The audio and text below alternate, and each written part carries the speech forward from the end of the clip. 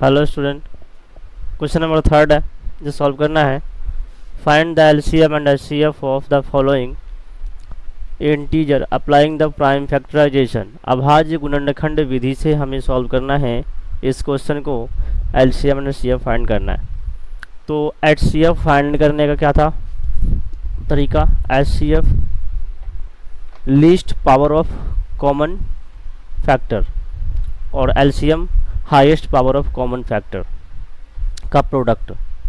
तो first of all हमें इसको फैक्टराइज करना है। तो देखो 12 का फैक्टराइज करते हैं 12 को। हेलो स्टूडेंट, नमस्ते नमस्कार। आज हम सॉल्व करेंगे exercise 1.2 question number third. Question कह रहा है find the LCM and HCF of the following in applying the prime factorisation. अभाज्य गुणनखंड विधि से हमें सॉल्व करना है इस क्वेश्चन को।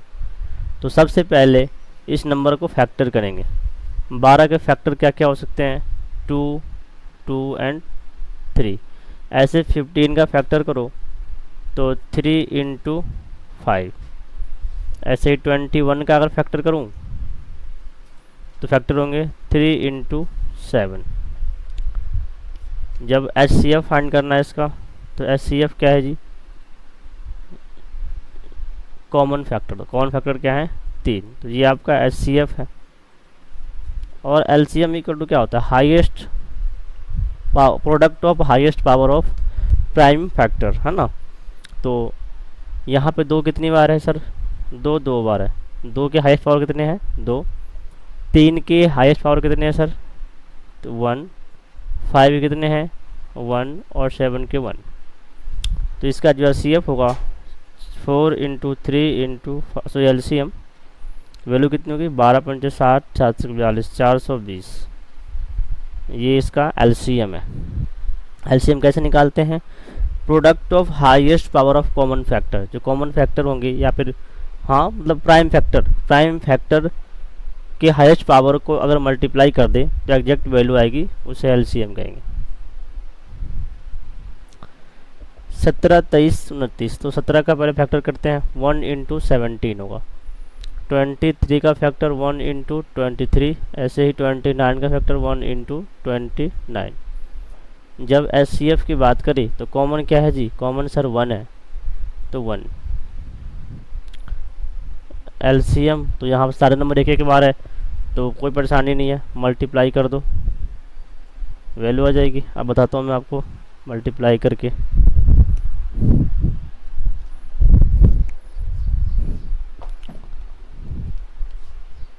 Seventeen into 23 into 29, 11, 339, 11, 339। इसका एचसीएफ फाइंड करना है। तो देखो पहले 8 का फैक्टर करेंगे। 2 इंटू 2 इंटू 2। 9 का फैक्टर 3 इंटू 3। ऐसे ही 25 का फैक्टर 5 इंटू 5 इंटू 1। अब आपने देखा यहाँ पे कॉमन क्या है? 1। तो एचसीएफ 1 है। जब बात करें एलसीएम की तो बताया था product of highest power of prime factor. तो ध्यान दो 2 के हाईएस्ट पावर कितने हैं सर? 3 है। 3 के हाईएस्ट पावर 2 है और 5 के हाईएस्ट पावर 2 है। मल्टीप्लाई करो, 8, 9, 25। मल्टीप्लाई कर दो, वैल्यू क्या आएगी? 8 इंटू 9 इंटू 25। 8, 9, 25 है ना, 72 इंटू 25, 1800। ये इसके आंसर हुए। इसको नोट कर लो आप लोग एक बार, वीडियो को पॉज करके नोट कर लेना। मैं अब नेक्स्ट क्वेश्चन करवाता हूँ, इसको मिटाता हूँ।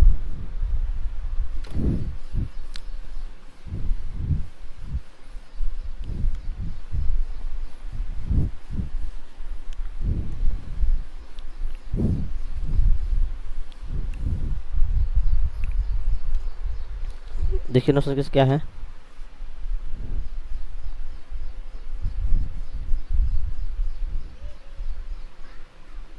Given HCF of 306 and 657 equal to 9, find LCM। इस नंबर का हमें क्या फाइंड करना है, LCM फाइंड करना है। तो बताया था in case of two number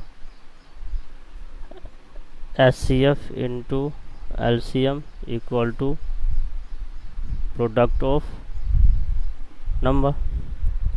दो संख्याओं के केस में HCF और LCM को गुना करेंगे तो वो नंबर के गुने के बराबर होगा, अर्थात नंबर को मल्टीप्लाई करके जो वैल्यू आएगी वही होगा। तो you can find HCF given है 9 और अपने को LCM फाइंड करना है। नंबर क्या है 306 इंटू 657। 9 से कैंसिल कर दो, 9 चौक 36, और सॉरी 27, 9 चौक 36, 657। अच्छा इससे आया तो LCM वैल्यू कितनी आएगी 34 इंटू 657। इसको अगर मल्टीप्लाई करूँ मैं तो 34 इंटू 657 22338 22338। ये आपका क्वेश्चन नंबर 4 रहा। क्वेश्चन नंबर 4 था ये, इसे नोट कर लो। अब क्वेश्चन नंबर 5 करवाते हैं।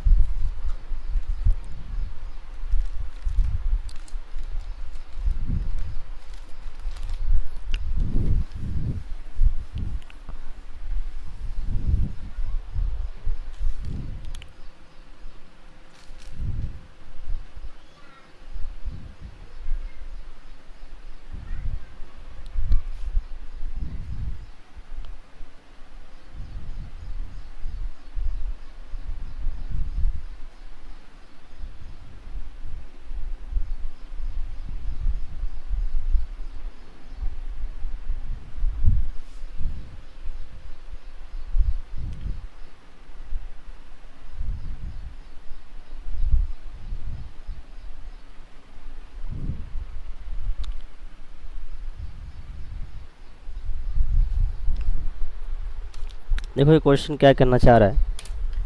Question number 5, check whether 6n can end with the digit 0 for any natural number. क्या कोई मतलब 6n जो है वो 0 पे एंड हो सकता है यदि 6 के पावर जो होंगे वो n होंगे, और n क्या है natural number, n belongs to natural number होने चाहिए। तो सबसे पहली बात समझ लो, किसी भी नंबर को अगर 0 पे एंड होना है, किसी भी नंबर को अगर 0 पे एंड होना है अर्थात उसका यूनिट डिजिट कितना होना चाहिए 0, इकाइकांक 0 होना चाहिए। तो उसके लिए कंडीशन क्या है कि जो उसके जो फैक्टर है वो 2 और 5 होना चाहिए, क्योंकि 2 और 5 को मल्टीप्लाई करोगे वो 10 आता है, यूनिट डिजिट 0 होता है। ठीक है, तो इसको हम चेक करेंगे, लिखेंगे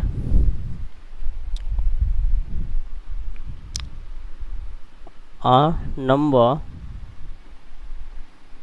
ends with 0 then factor of the number should be 2 and 5। यदि कोई नंबर 0 पर समाप्त होती है इसका मतलब क्या है कि उसके जो फैक्टर हैं वो 2 और 5 होने चाहिए। आप लिखेंगे हेयर, हमें लिखना है 6n। इसको मैं अगर फैक्टराइज करूं तो वैल्यू क्या आएगी 2 into 3 power n, 2 into 3 power n। अब आगे देखना है कि क्या ये नंबर 0 पर एंड हो सकता है। कहेंगे सर बिल्कुल नहीं, इसके फैक्टर 2 तो हैं 5 नहीं है, फैक्टर 2 है 5 नहीं है, और 0 पर एंड होने के लिए उसके फैक्टर 2 और 5 होना चाहिए। लिखेंगे no 6n can't be and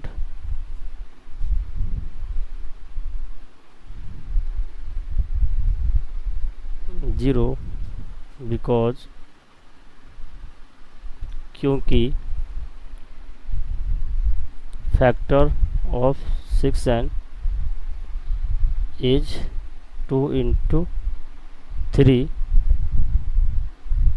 because इसके फैक्टर क्या है 6n फैक्टर 2 एंड 3 है, 5 नहीं है। देखिए ना, 5 इज नॉट अ फैक्टर लिखेंगे, because factor of 6n is not a factor of 5। Number क्या है, इसे फैक्टर 5 नहीं है, जब फैक्टर इसके 5 नहीं है इसका मतलब क्या है, ये नंबर 0 पे एंड नहीं हो सकता। लिखोगे किसी भी संख्या को 0 पर समाप्त होने के लिए उसके गुणनखंड 2 और 5 होने चाहिए। यहाँ पे 6n के फैक्टर में 5 नहीं है, 6n के फैक्टर में 5 फैक्टर इसका नहीं है, जो 5 इसके फैक्टर में नहीं है तो नंबर 0 पे एंड नहीं हो सकता। इसको नोट कर लो। अब मैं नेक्स्ट क्वेश्चन करवाता हूँ।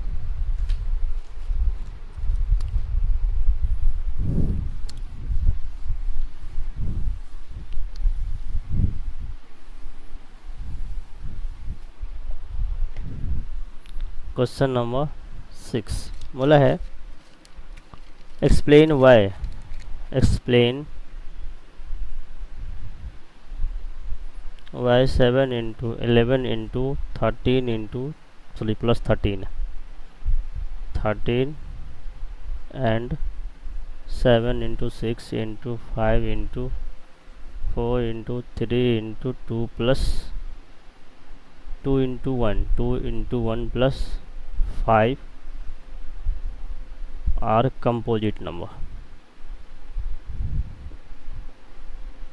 हमें एक्सप्लेन करना है कि ये नंबर क्यों कंपोजिट नंबर है, ये नंबर क्यों भाज्य संख्या है।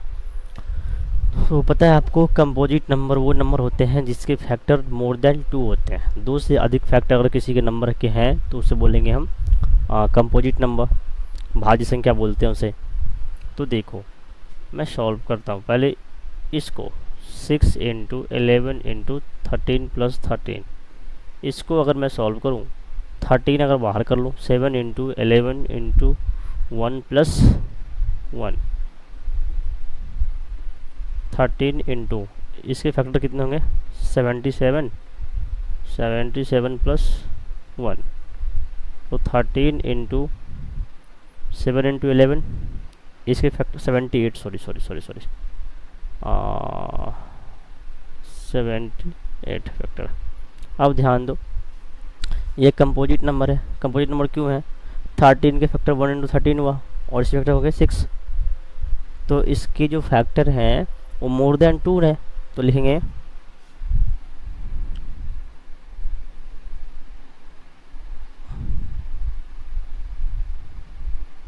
Composite number. फिर इसको एक्सप्लेन करो, 7 into 6 into 5 into 4 into 3 into 2 into 1 प्लस 5 कॉमन कर लो, 7 into 6 into 1 into 4 into 3 into 2 into 1 plus 1। इसको सॉल्व किया हमने तो वैल्यू आई 1009। अब ये भी क्या है, ये भी एक कंपोजिट नंबर है। क्यों, इसके फैक्टर हैं 2 से अधिक हैं। लिखेंगे कंपोजिट नंबर, लिखेंगे hence given number are composite because number having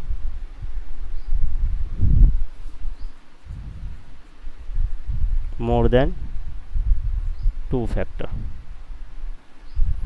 दिए गए संख्या भाज्य संख्या है क्योंकि इस संख्या के जो फैक्टर हैं वो 2 से अधिक है, इसलिए क्या ये सारे आपके कंपोजिट नंबर है। इसको भी नोट कर लो।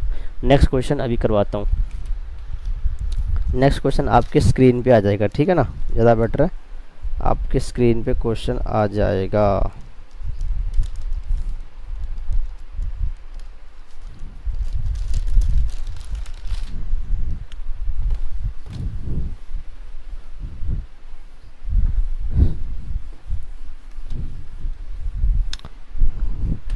देखो ये क्वेश्चन क्या है समझते हैं पहले। There is a circular path around a sports field. एक स्पोर्ट्स फील्ड है, सर्कुलर पाथ है। Sonia take 18 minute to drive 1 round. ध्यान दो, एक सोनिया नाम की लड़की है और इस सोनिया, सपोज देखो सोनिया यहाँ है, सोनिया को एक चक्कर लगाने में 18 मिनट लगते हैं। Try one round of the field while Ravi takes 12 minutes for the same. Suppose they both start at the same point at the same time and go in the same direction. After how many minutes will they meet again at the starting point? देखो question क्या है, कह रहा है कि एक सोनिया नाम की लड़की है, सोनिया को एक चक्कर लगाने में 18 मिनट लगते हैं, जबकि रवि एक लड़का है, सपोज रवि ये है, और रवि को यहाँ से यहाँ आने में ऐसे जा रहा है, सोनिया ऐसे जा रही है और ऐसे आ रही है, इसको लग रहा है 12 मिनट। अब क्वेश्चन है कि दोनों अगर सेम पॉइंट पे हो, सेम डायरेक्शन में हो और सेम टाइम पे चलना स्टार्ट करे तो कितने मिनट बाद दोनों मिल जाएंगे एट स्टार्टिंग पॉइंट जहाँ से वो चलना स्टार्ट किया था। तो सिंपल है, ऐसे क्वेश्चन को क्या नहीं करना है, हमने को एचसीएफ निकालना होता है, क्या नहीं करना, सॉरी एलसीएम निकालना होता है।